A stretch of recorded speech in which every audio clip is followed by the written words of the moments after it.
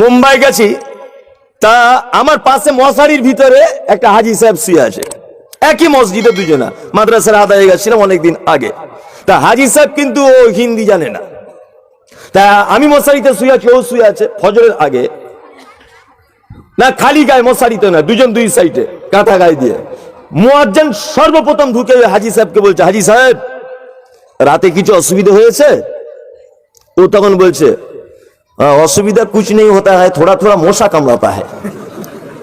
বলছে थोड़ा थोड़ा মশা কামড়াता है, ও তো জানে হিন্দি, थोड़ा थोड़ा মশা কামড়াता है।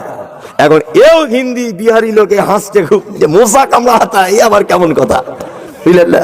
আচ্ছা বলুন তো, এটা কোনো ভাষা হলো মশা কামড়াতা है? না হিন্দি, না বাংলা, না ইংলিশ, না তেলেগু, না মালিয়ালম। কি বলছে বুঝতে পারছেন না? শিক্ষার অবস্থা দেখুন, আর কোরআনের শিক্ষার অবস্থা। আপনি হাসছেন তো, আপনার বিবেক যদি থাকে, তাহলে আমি এমন একটা জায়গায় পৌঁছে যাব যে আপনার বিবেকে দাগ কেটে দিবে যে আপনি এইসব তথ্য পেলেন কি করে। তার স্কুলের দেয়ালে লেখা হলো এখানে সাইকেল রাখিবে না। এই মাস্টার, সাইকেল কোন ভাষা? ইংরেজি। রাখিবে না এটা কোন ভাষা? দাঁড়া, রাখিবে না এটা বাংলা, এখানে বাংলা। আচ্ছা পাগল, এই যে বলেছি গাছে ধরে না, একটা ইংরেজি একটা বাংলা, দুটো দেশের শব্দ দিয়ে শব্দ গঠন করা যায়? এই যায়, শিক্ষিত মানুষ কি আছে এখানে? যায়? কথা বুঝতে পারছেন? এই যে মশা কামড়াতা হয়, এটা যেমন কোনো ভাষা না। বলছে এই দেয়ালে সাইকেল রাখিবে না, সাইকেলটা ইংরেজি শব্দ, আর এই বাকি আগে আর পিছনের শব্দগুলো কিসের? বাংলা। তা ইংরেজি আর বাংলা দুটোকে এক জায়গা করলে শব্দ গঠন হবে? তাহলে এটা তো হয়ে আসছে সারা জীবন, হয়ে আসছি, করছে না? তাহলে এটা আমরা ভুল করছি তো। সাইকেলের টোটাল পার্টস আমরা ইংরেজিতে বলি, যেমন মারগার্ড এটা ইংরেজি, চেন এটাও ইংরেজি, বেল এটাও ইংরেজি, সিট এটা ইংরেজি, কভার এটাও ইংরেজি, সাইকেল এটাও ইংরেজি, স্পক এটাও ইংরেজি, বেল এটাও ইংরেজি। সব অঙ্গ প্রত্যঙ্গের সাইকেলের আমরা ইংরেজিতে বলি, আর টোটালটাকে বলি কি? সাইকেল। ইংরেজিতে বলছি আমরা। আহা, এটা আমাদের শিক্ষাঙ্গনের অবস্থা। পৃথিবীতে নয়, পশ্চিম বাংলাতে একটা লেখক যদি আপনি যদি প্রমাণ করে দিতে পারেন, আপনাকে আমি 4 কিস্তিতে 40,000 টাকা প্রাইজ দেবো। আল্লাহর কসম দিয়ে বলছি দেবো, 4 কিস্তিতে দেবো 40,000। একটা লেখকের বই যদি কেউ বার করতে পারে, বাঙালি লেখকের যে পিওর বাংলাতে বই লিখেছে, আমি তাকে 40,000 টাকা প্রাইজ ঘোষণা করে দিলাম, আল্লাহর কসম আমি দিব। কারুর যদি এরকম বই জানা থাকে আপনি আমার কাছে আনবেন। রবীন্দ্রনাথ গীতাঞ্জলি নামক বই লিখে ইংরেজদের দেওয়া টাকা থেকে তিনি নোবেল পুরস্কার পেয়েছিলেন। বিদ্রোহী কবি উপাধি পেয়েছিলেন কাজী নজরুল ইসলাম, লিখতে পারেননি। বাংলাতে বই লিখতে পারেননি, বিদেশি ভাষা ব্যবহার করতে হয়েছে। পৃথিবীতে একটা ব্যতিক্রমী কিতাব আছে, তার নাম আল কোরআন। এতে একটা শব্দ, একটা অক্ষর আপনি বিদেশের কোন ভাষা দেখতে পাবেন না, টোটালটাই আরবি। পৃথিবীতে একটা কিতাব আছে, সারা পৃথিবীতে, এর নাম আল কোরআন। এর আর একটা বৈশিষ্ট্য আছে, ওটা বলতে গেলে টাইম অনেক চলে যাবে, এখন একটা হাদিস কোরআন বলা হয়নি, লোক খেপে যাবে। এর অনেক বৈশিষ্ট্য যদি একটা একটা করে বলি, আপনার বিবেকে নাড়া দিয়ে দিবে যে আপনি সব কথা বলছেন কি করে। আমি পবিত্র আল কোরআনের একটি আয়াত তেলাওয়াত করেছি, এই আয়াতের ভিতরে কত কি ঢোকানো আছে সেটা আমি বলবো, মন দিয়ে শুনুন। আর আমাকে যারা জলসায় নেমন্তন্ন করে তারা এটা ভালো করে জেনে গেছে যে আমি বিভিন্ন ঐতিহাসিক প্রেক্ষাপট যুক্তি দিয়ে কথাবার্তা বলি, আমি বেশি বড় হাদিস কোরআন জানি না, যেটা জানি সেটাই বলছি। আমি আমার আগে যিনি বক্তব্য রেখেছেন উনি নারী সম্পর্কে বক্তব্য রেখেছেন, তাই তো? হ্যাঁ, আমিও নারী সম্পর্কে রাখবো। যদি বলছেন একই কথা, অত সহজ নয়, ওর আলাদা আমার আলাদা, এটাই তো কোরআনের সব থেকে বড় আশ্চর্য বিষয়। সব থেকে আশ্চর্য বিষয় তো কোরআনের এইটাই। চলুন, নারী সম্পর্কে বলতে গিয়ে আমাকে পৃথিবীর সূচনাতে যেতে হবে। এক, আল্লাহ তাআলা মানুষকে তৈরি করেছেন পৃথিবীতে 4টে পদ্ধতিতে। কটা? কথা বলুন, কটা? 4টা। এক, আল্লাহ তাআলা বলছেন খালাকাল ইনসানা ফি সালসালিন কাল ফাখার, আমি মানুষকে তৈরি করেছিলাম, অর্থাৎ আদমকে তৈরি করেছি আমি মাটি থেকে, একদম শুকনো ঠনঠনে মাটি থেকে আদমকে তৈরি করা হয়েছে। তাহলে আদম আলাইহিস সালাম কিসের তৈরি? মাটির। তাহলে একটা পদ্ধতি হলো। আদমকে আল্লাহ তাআলা জান্নাতের ভিতরে রাখলেন, তাই জান্নাতে উসপিস উসপিস করছে। আপনার কি হয়? বাড়িতে সবাই আছে, সেই গান শুনেছিলেন না, আজ সবাই এসেছে শুধু তুমি এলে না, গান শুনেছিলেন না? আজ সবাই এসেছিল শুধু তুমি এলে না। বাড়ি যাবেন, আপনার বেটি থাকবে, আপনার মা থাকবে, আপনার বেটা থাকবে, বৌমা থাকবে। আপনার নিজের বউ যদি ঘরে না থাকে মনে হবে কেউ ঘরে নাই, মনে হবে কি হবে না? হবে। তা ঠিক আদম আলাইহিস সালাম জান্নাতের ভিতরে আছেন, কিন্তু উসপিস উসপিস করছে, ঠিক ভালো লাগছে না। তা আল্লাহ বুঝতে পারছেন একটা বউ দরকার, এই বউ ছাড়াই থাকতে পারবে না। বলে ওর পাঁজরের হাড্ডি দিয়ে তৈরি করলেন হাওয়া আলাইহিস সালামকে, তাই তো? তাহলে দ্বিতীয় মানুষ সৃষ্টির হাড্ডি থেকে। 3, আমাদের মাঝে একজন মানুষ এসেছিলেন, মানুষ কিন্তু তিনি নবী ছিলেন, ওনার নাম হচ্ছেন ঈসা আলাইহিস সালাম। আচ্ছা, ঈসা আলাইহিস সালামের আব্বা ছিলেন?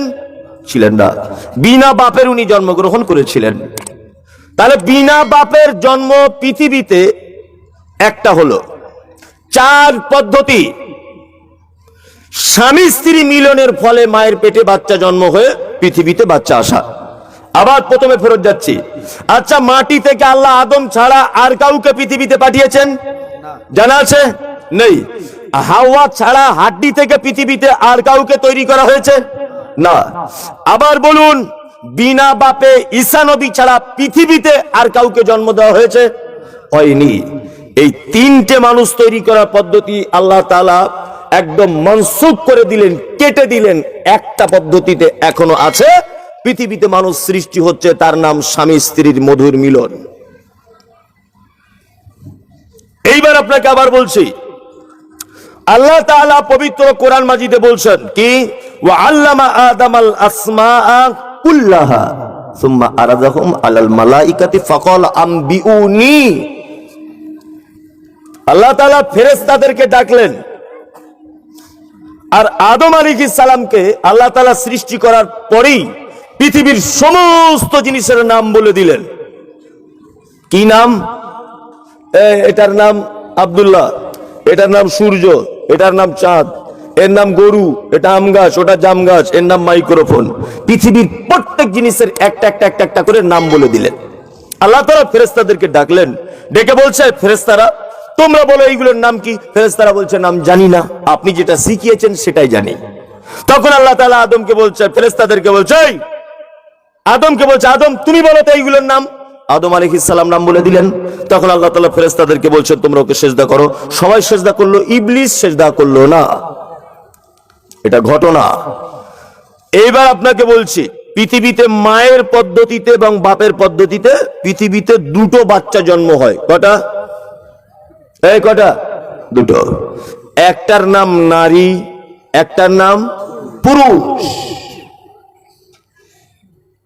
একটা মহিলা মায়ের পেটে যদি 9 মাস থাকে, একটা পুরুষও 9 মাস থাকবে। একটা মায়ের পেটে যেদিন থেকে বাচ্চা জন্ম হবে, মায়ের মাসিক বন্ধ হয়ে যাবে। পুরুষ বাচ্চা যদি মায়ের পেটের ভিতরে আসে, মায়ের মাসিক বন্ধ হয়ে যাবে। মায়ের পেটের ভিতরে বাচ্চা যখন থাকবে, তখন আল্লাহ তাআলা মায়ের ওই মাসিক নামক রোগটাকে বন্ধ করে দিয়ে বাচ্চার খাদ্য নালীটা আর মায়ের ওই রক্তের নালীটা এক জায়গায় করে জোড়া লাগিয়ে দিয়ে আল্লাহ তাআলা এত বান্দাকে ভালোবাসে, মুখ দিয়ে খাদ্য সরবরাহ করে না, নাভি দিয়ে করে। পুরুষের জন্য যেমন করে, নারীদের জন্য তেমন করে। একটা বাচ্চা 6 মাস মায়ের পেটে যখন হয়, মায়ের বুকে দুধ তখন উপচে পড়ে। মায়ের দুধগুলো তখন আস্তে আস্তে করে ভরপুর হয়ে যায়। নারী হোক বা পুরুষ হোক, 2টো বাচ্চার জন্য একই। একটা মায়ের পেটে যখন নারী বাচ্চা থাকে, তার মায়ের পেটে বাচ্চা জন্মের আগে বেদনা শুরু হয়। একটা মহিলা বাচ্চা যদি থাকে, তার মায়ের পেটে বেদনা শুরু হয়ে যায়। শুধু এই নয়, নার্সিং হোমে যাবে, হসপিটালে যাবে, ক্লিনিকে যাবে, যেখানেই যাবে একটা মা তার বাচ্চাকে যখন জন্ম দিবে, যে রাস্তা দিয়ে পৃথিবীতে একটা মহিলা বাচ্চা আসবে, ওই রাস্তা দিয়ে একটা পুরুষ বাচ্চাও আসবে।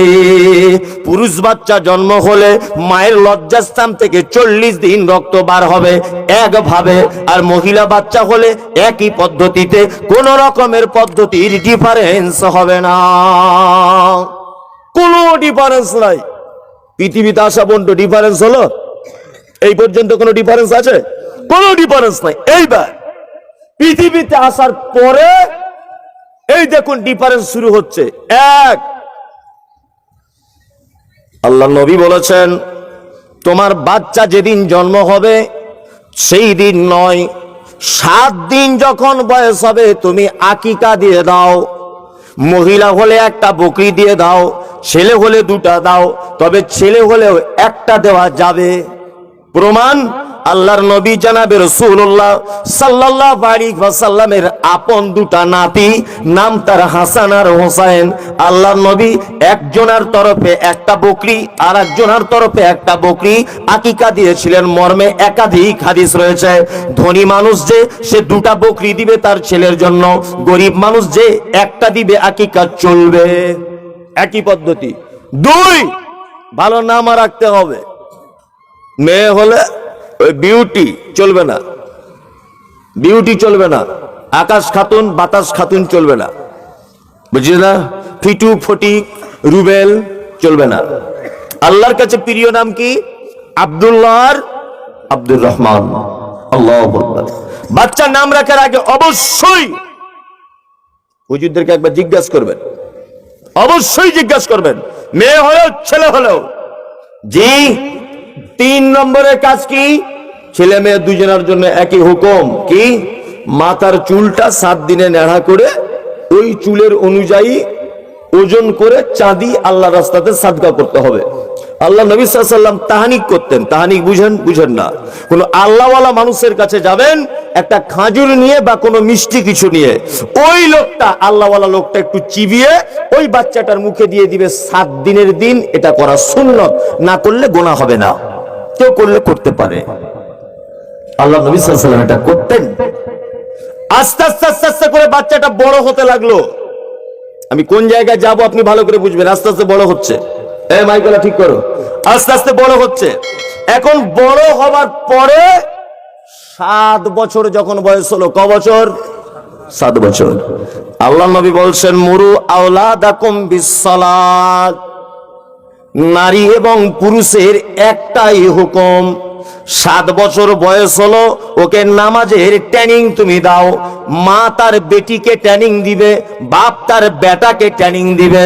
আল্লাহ নবী বলছেন 10 বছর যখন হবে ওয়াজরিবুহুম আলাইহা, তুমি তোমার বেটাকে ধরে মারো, তুমি তোমার বেটিকে ধরে মারো। বিছানা আলাদা করে দাও, খাবার বাসন আলাদা করে দাও, ঘর আলাদা করে দাও। প্রয়োজনে ছেলে যদি হয় ঘর থেকে মেরে বার করে দাও, যে তুমি যদি নামাজ না পড়বে আমার বাড়িতে তোমার জায়গা নাই। এটা বলতে হবে। একটা লোক বলুন যে আমি বলেছি এটা, হাত তুলুন।